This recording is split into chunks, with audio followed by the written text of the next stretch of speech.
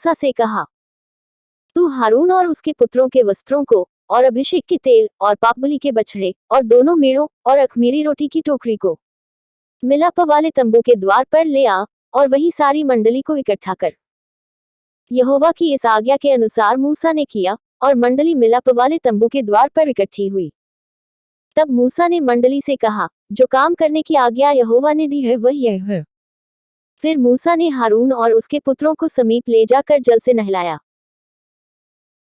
तब उसने उनको अंगरखा पहनाया और कटिबंध लपेटकर बागा पहना दिया और एपोद लगाकर एपोद के काढ़े हुए पटुके से एपोद को बांधकर कस दिया। और उसने उनके चपरास लगाकर चपरास में उरीम और तुम्मीम रख दिए। तब उसने उसके सिर पर पगड़ी बांधकर पगड़ी के सामने पर सोने के टीके को अर्थात पवित्र मुकुट को लगाया, जिस प्रकार यहोवा ने मूसा को आज्ञा दी थी। तब मूसा ने अभिषेक का तेल लेकर निवास का और जो कुछ उसमें था उन सबको भी अभिषेक करके उन्हें पवित्र किया। और उस तेल में से कुछ उसने वेदी पर 7 बार छिड़का और कुल सामान समेत वेदी का और पाए समेत हौदी का अभिषेक करके उन्हें पवित्र किया। और उसने अभिषेक के तेल में से कुछ हारून के सिर पर डालकर उसका अभिषेक करके उसे पवित्र किया।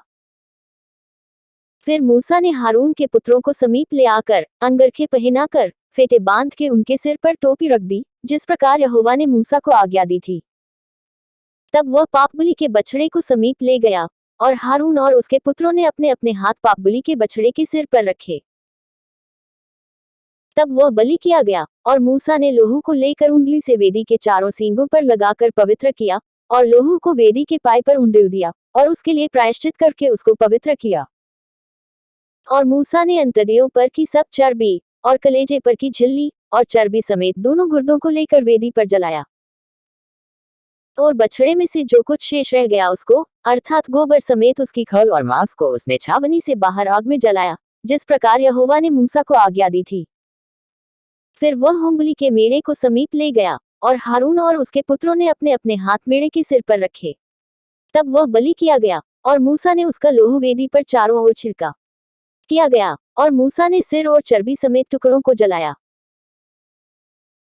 तब अंतड़ियां और पांव जल से धोए गए और मूसा ने पूरे मेढ़े को वेदी पर जलाया और वह सुखदायक सुगंध देने के लिए होमबलि और यहोवा के लिए हव्य हो गया, जिस प्रकार यहोवा ने मूसा को आज्ञा दी थी। फिर वह दूसरे मेढ़े को जो संस्कार का मेढ़ा था समीप ले गया और हारून और उसके पुत्रों ने अपने अपने हाथ मेढ़े के सिर पर रखे। तब वह बलि किया गया और मूसा ने उसके लोहू में से कुछ लेकर हारून के दाहिने कान के सिरे पर और उसके दाहिने हाथ और दाहिने पांव के अंगूठों पर लगाया। और वह हारून के पुत्रों को समीप ले गया और लोहू में से कुछ एक एक के दाहिने कान के सिरे पर और दाहिने हाथ और दाहिने पांव के अंगूठों पर लगाया और मूसा ने लोहू को वेदी पर चारों ओर छिड़का। और उसने चर्बी और मोटी पूंछ और अंतड़ियों पर की सब चर्बी और कलेजे पर की झिल्ली समेत दोनों गुर्दे और दाहिनी जांघ ये सब लेकर अलग रखे। और अख़मीरी रोटी की टोकरी जो यहोवा के आगे रखी गई थी उसमें से एक रोटी और तेल से सने हुए मैदे का एक फुलका और एक रोटी लेकर चर्बी और दाहिनी जांघ पर रख दी। और ये सब वस्तुएं हारून और उसके पुत्रों के हाथों पर धर दी गई और हिलाने की भीड़ के लिए यहोवा के सामने हिलाई गई। और मूसा ने उन्हें फिर उनके हाथों पर से लेकर उन्हें वेदी पर होमबलि के ऊपर जलाया। यह सुखदायक सुगंध देने के लिए संस्कार की भीड़ और यहोवा के लिए हव्य था।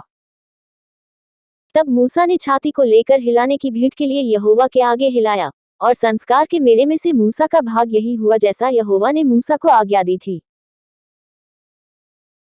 और मूसा ने अभिषेक के तेल और वेदी पर के लोहू दोनों में से कुछ लेकर हारून और उसके वस्त्रों पर और उसके पुत्रों और उनके वस्त्रों पर भी छिड़का और उसने वस्त्रों समेत हारून को और वस्त्रों समेत उसके पुत्रों को भी पवित्र किया। और मूसा ने हारून और उसके पुत्रों से कहा, मांस को मिलाप वाले तंबू के द्वार पर पकाओ और उस रोटी को जो संस्कार की टोकरी में है वही खाओ, जैसा मैंने आज्ञा दी है कि हारून और उसके पुत्र उसे खाएं। और मांस और रोटी में से जो शेष रह जाए उसे आग में जला देना। और जब तक तुम्हारे संस्कार के दिन पूरे न हो तब तक अर्थात 7 दिन तक मिलाप वाले तंबू के द्वार के बाहर न जाना, क्योंकि वह 7 दिन तक तुम्हारा संस्कार करता रहेगा। जिस प्रकार आज किया गया है वैसा ही करने की आज्ञा यहोवा ने दी है, जिससे तुम्हारा प्रायश्चित किया जाए। इसलिए तुम मिलाप वाले तंबू के द्वार पर 7 दिन तक दिन रात ठहरे रहना और यहोवा की आज्ञा को मानना, ताकि तुम मर न जाओ, क्योंकि ऐसी ही आज्ञा मुझे दी गई है। तब यहोवा की इन्हीं सब आज्ञाओं के अनुसार जो उसने मूसा के द्वारा दी थी, हारून और उसके पुत्रों ने उनका पालन किया।